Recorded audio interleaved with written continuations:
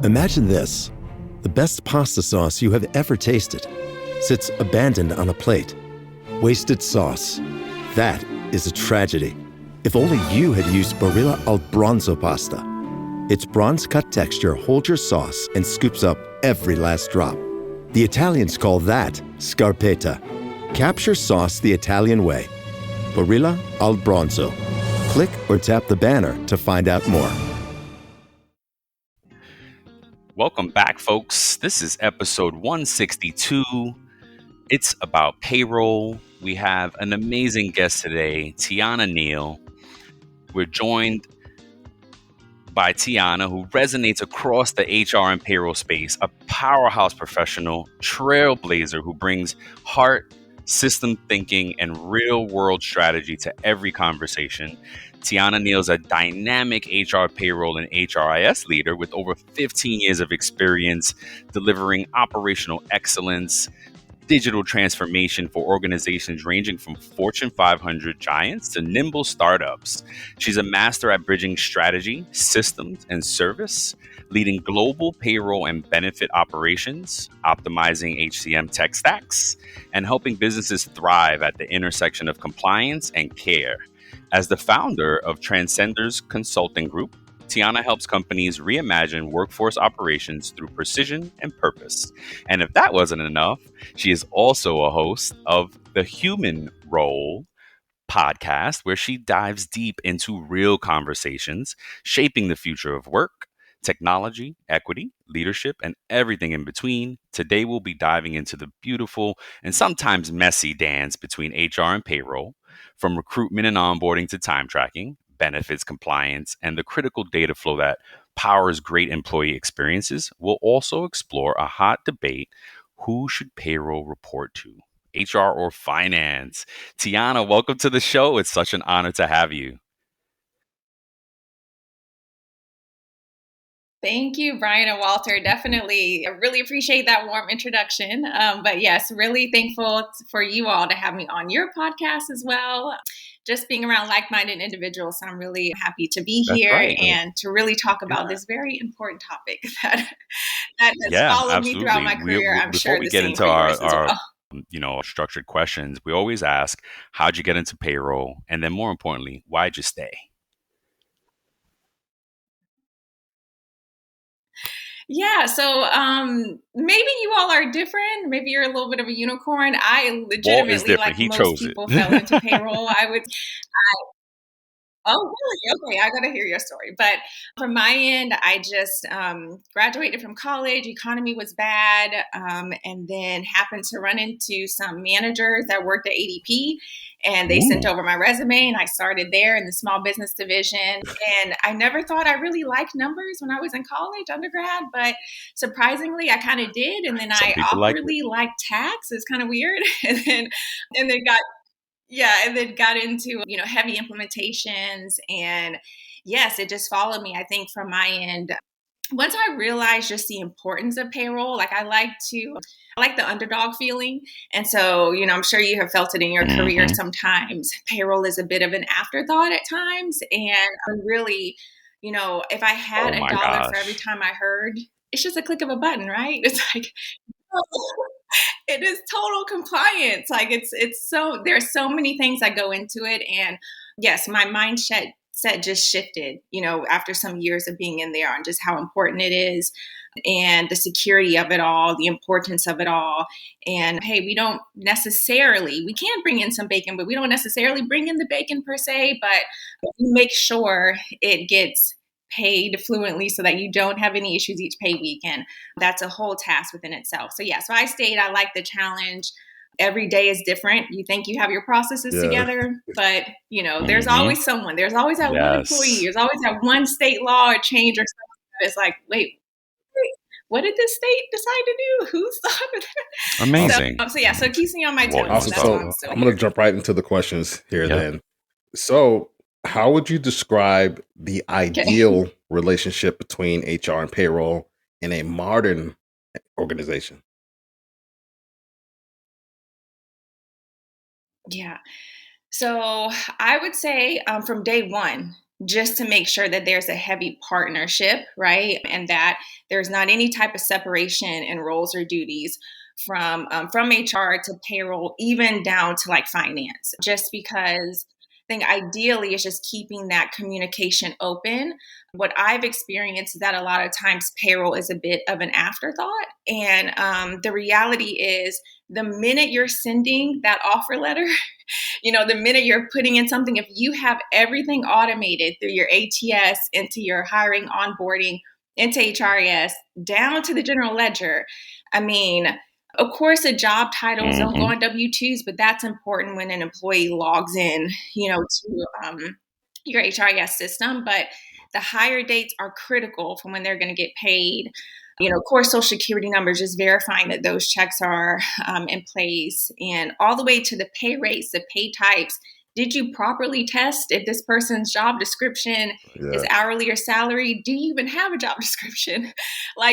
All of those things tie into payroll, from benefits enrollments to the pre-tax deductions. There are just so many things that I think from the start set of when a recruiter is just trying to recruit and get, sometimes unfortunately rush and get a body in the door, that they don't even realize a wrong job code or wrong department can just throw off the whole trajectory of budgets, into the general ledger, can really mess up the payroll flow of things. And then if someone's paid wrong, or if there's a report that's wrong, it looks bad on payroll. So I that just naturally causes issues in a department when, we could avoid that early on. So I think in modern day would be have the communication going from day one, get your processes and SOPs in place. We understand at our level that sometimes, if a C-suite executive comes down, sometimes the process, has to be, you have to adjust to it, just depending on the situation. But if we can stick to that same process, 95, 98% of the time, and keep that communication open, we can alleviate a lot of absolutely. And what's the office, term that's kind of like become popular in these last couple of years? At least for me, I haven't heard it until recently, where they said garbage in, garbage out. Right. So if you put bad data in, it could potentially produce a bad result. Right. Absolutely. No, go ahead, please. Correct. And I think Meta AI is the personal AI to help you with whatever you need. Plus, it meets you where you are. Not only is Meta AI now an app, but it's also on the apps you already know and love: Facebook, Instagram, WhatsApp, and Messenger. Plus the Ray-Ban Meta glasses. It's easy to access wherever you are. So whether you're talking or texting, Meta AI is convenient to use throughout your day. Experience our newest AI that's tailored to you by downloading the Meta AI app. Try the Meta AI app today on the Apple App Store and Google Play.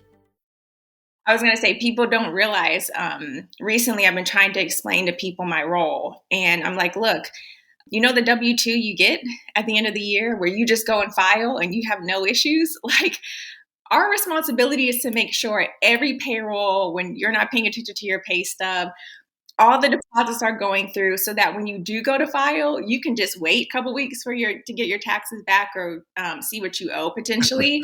We make sure that that's pretty, Otherwise, you don't want to even know the issues on how long it takes to correct something like that, right? You're a true payroll person. I love it. You made me think of Anita Latink and her book, How to Select Your Next Payroll. I always quote her, all my little notes here and stuff. And she says in there, payroll starts when HR information is either created or changed for the employee profile. So and you took it through so lovely. That's awesome. So now, where do you see companies most commonly drop the ball when it comes to time tracking or benefits impacting and specifically impacting payroll? Yeah, good question. I think if you don't have the right automation set up when it comes to potentially overtime calculations, lots of people don't know about the FLSA overtime too. I think that's a big critical factor, because it's standard for people to at least dip into overtime, I think, on certain time and attendance rules. And so just having those back-end setups properly constructed, I think, is always really important. And then also, too, tying in to the benefits piece is, if you're going through and changing your plans, where open enrollment season is almost upon us, right? Negotiations are going on now for open enrollment season in a few months. And just a simple rate change, right, in the system. Lots of people don't realize that. Just making sure from an HR stance, if you're handling benefits, that the employees are enrolling in the right plans, that those plans do have the right rates in place, because that just messes up all the pre-tax deductions, and it's like a lot of times they don't realize that. It's like, oh, okay, well, we can just make up for it later. It's like, no, but we can't, but like you don't understand the process that we have to go through, just to make sure the calculations, are correct. Don't even get me started on 401k and if there's an employer match and all that. It's just like, we don't want to get down that rabbit hole. But yes, I just think making sure that calculations are built in properly. Overtime, double time. We understand that, there's the federal laws, but also depending on your state laws. If you have any employees in California, unfortunately, that's per day overtime if they're dipping over. Meal penalties. So we just want to make sure that now that remote is becoming so popular, that you are communicating with your payroll team when you're opening up in another state, because that opens up a whole nother rabbit hole of laws that we have to abide to. And it is very critical. These attorneys are just waiting for you to mess up and get class actions. I have held so many companies with class actions. It's not even funny. So yes, just making sure that all of that is set up. And again, I see a lot of postings of, does payroll need to be at the table or not? I mean, I'm of course biased, but yes, no issues with my CHROs and my HR directors that, I love, but a lot of them don't like to dip into the system. And so yes, they can be at the table. We love that. But if they don't understand the back end knowledge, it's a bit unfair. You made me think about not have your the employee experience as well when you were talking about the tax calculation piece of it. I had an employee recently make transfer companies. The benefits didn't move over properly, and this person noticed the net amount was like, wait, whoa, I'm not making more anymore. Like, whoa, I was like, hold on, don't worry, we'll fix it. It's because the pre-tax deductions weren't there, lowering the tax liability, changing those taxable wages. So it just made me think of that, because these things happen all the time, and the employee experience is critical. And yeah, it's important. Yeah. Look, kudos to the employee who noticed. How many employees don't even log in and look at their pay stub? Most employees don't do that, right? So that was a bit of an anomaly. But a lot of times, to everyone out there listening, lots of times we don't find this out until months later, over a quarter. We've got to go back and do amendment, and it just opens up a whole. And that's that dips into the budget, because that's costly depending on your HCM platform. So I'm glad your employee paid attention, but lots of times employees don't really even look at their pay stub. Most people don't. So let me ask you this: in what ways do payroll and HR directly shape the employee experience, especially in their first 90 days?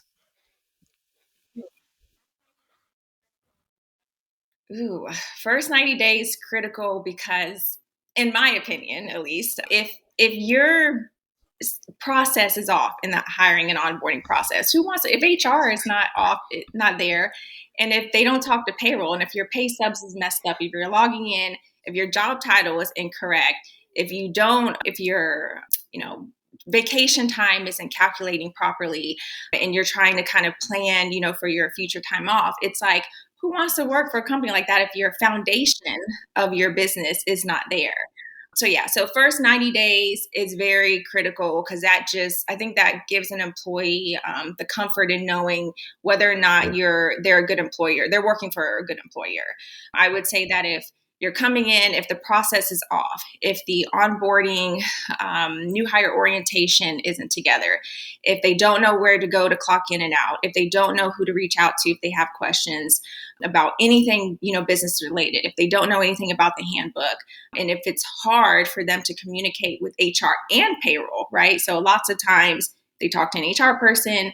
if HR isn't walking them over to payroll or saying this or having a group meeting with them and so forth, and if they're just like, oh, go down the hall or talk to this person, it's like it just shows, it doesn't show well at all. So it's very critical, I would say, to just show that the company foundation is solid, to make the employee feel comfortable, to really realize that this could be a long-term employment. I'm a big champion of, and Brian can tell you, like, from, you know, his interactions with me during our relationship.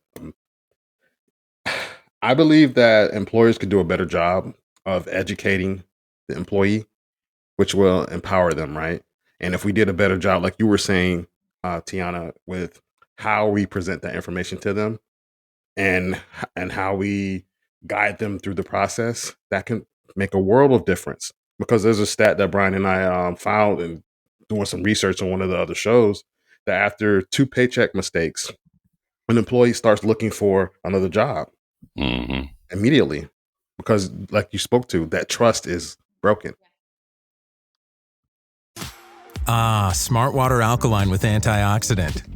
Whoa, that's refreshing. And a 9.5 plus pH for every way you move. I did take a Spain class today. Restoring like a pro. Smart Water Alkaline with antioxidant. For those with a taste for taste. Grab yours today. Yes. One thing that I thought of too was like the paycheck is a reflection, right, of every decision HR has made, right? Not only just from the hiring process to the job code, to the specific benefit tier. And look, I mean, sometimes we can't prevent what makes an employee upset and what makes them leave at times, but just like, if you're starting off wrong and if the job title isn't correct, that's going on the employee's resume. If they're looking for a new job, if a background check comes through and you have to do a verification of employment. I mean, if someone is, you know, in maintenance but has a job title in finance, that just makes them look like they've misled another company. You know, it just makes them even more angry. Then here we go, they're on a review site making a bad review, you know? So it can just triple. It can be a total domino effect. Yeah. So I just think exactly, like simple communication from that's a start perfect to finish, segue from I think goes a really long next way. question. Like you said, from start to finish, right? When in terms of hire to retire or transition, right? How do we as payroll and HR professionals that operate in fast-moving or multi-state organizations, how can we ensure that compliance is maintained during that process from hire to retire? Yeah.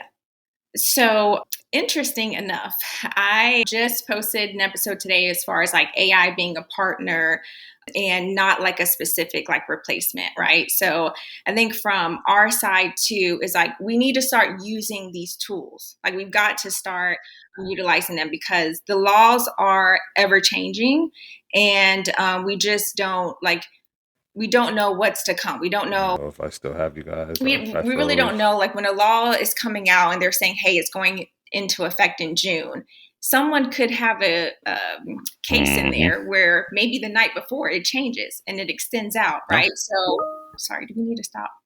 Oh, wait. Do I still have you guys? Oh, okay. Wall dropped off. No, it's okay. You can keep going. Yes. Okay. But yes, so we never know like what's really going to happen with these laws. So I think from our side is just we need to have spot checks every month if we can. At minimum, I would say every quarter. But I think we need to start auditing things, continuing to have the communication open, know who we're hiring, know who's coming down the pipeline to potentially get hired, maybe before they're getting hired, so we can kind of already start spot checking what the laws are. And then just and then go from there. But definitely utilizing our tools, whether it be, you know, artificial intelligence or a website like Littler, some sort, reaching out to all of our partners. Most companies nowadays have a general counsel or a law firm that they kind of tag team off of, and just making sure that we're covering all bases from every legality possible, from federal to state. We all know that, you know, beginning of January and middle of July, if you're in this industry, that, you know, minimum wage increases come up. And then, if they're incorporated, unincorporated, that's a whole thing. And so, and then sometimes, if companies try to just get the minimum, your employees could go up a block and get $1 extra. So you want to be competitive. I've had that in so there's lots in of the optical. When I was in the optical industry, we would lose these folks for $1 or $2 an hour at a time, and it was like, and it would just bounce around. Someone would threaten just to get the raises because they were so, how can I say, they were so sought after, they're licensed opticians and licensed folks, so they had the leverage and they would just go. That is, that's, I love it. I love it. Okay. Walt is having Wi-Fi issues, so we'll continue if he gets back on. Great. If not, we'll finish. So what's your take on the debate? Should payroll report to finance or HR, or even as a standalone? America's beverage companies are investing in America. We're American companies, making American products with American workers in America's hometowns. We're local bottlers and manufacturers, operating in all 50 states, employing more than 275,000 Americans in good-paying jobs, delivering for the nation, because we believe in the promise of America and the people who make it great. Learn more at wedeliverforamerica.org. Paid for by the American Beverage Association. Me too. Yep. I'm all for standalone, just FYI people. But yeah, all for that, because we're a bit of both. But truly, I think at some point, if your company is just not there yet, if you're small or middle market, to me, I think it just depends on your company structure, but more so your payroll person. Just because there are some payroll people that really just like to be behind the systems, to the numbers, doing their process. Sometimes I feel like that's a little more on the finance side. But then if you're wanting to dip and dab in more things outside of payroll, maybe get into benefits, maybe kind of see the HR generalist side of the world, then you might want to be on the HR side of the house. So I have been in the midst of so many fights of who to report into. I have reported into HR directors, VPs of HRs, controllers. So yeah, I would just say make it work to wherever you're put, but it really is kind of depending upon how your company structure is flowing, what type of person you are, I like the what way your you put it. career And I'll tell you what we've trajectory, learned is it's pretty much split in the US, 50-50 on who we report to. But in the UK, on the other side of the pond, from what I'm told, it's strictly financial function, a finance. Yeah, so it's very interesting. And then I always used to say, oh, it doesn't matter because we have the same job to do anyway. But research says that the difference that they've found is that when it reports to finance, that we tend to be a little less, what I've been saying, our desk side manner is a little off. We're a little bit more dry and not as customer service oriented. But when we report to HR, we're more customer service oriented. So I think that regardless, I hope folks have been realized, because I realized that in my career as well, where I had to be like, wait a minute, I got to build the soft skills as well. And regardless of who I report to, I have to be customer service oriented, because the employees need, they have questions, they need to know, and you can't just, hit them with a kind of a abrupt statement. And you know what I mean? Like, they're having problems with their checks. You got to try to give them some comfort and some help, But yeah, so let's see. Oh, no, go ahead.